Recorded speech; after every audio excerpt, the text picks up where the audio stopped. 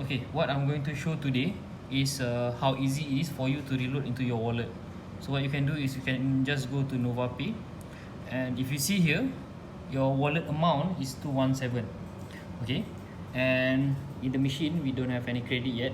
So what I can do is, example, I can put money into the machine. If I just put, and it will show 5.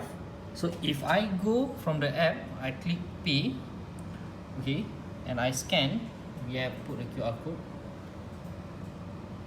it will update. You see there's a notification, it become to 222 riyal, and also it will show here 222. And if maybe I show here how fast it is, maybe you can show these two to see together. Okay, if I make 5 riyal, immediately here it will update the amount. And actually I can make a selection, let's say 11. So it will deliver a product.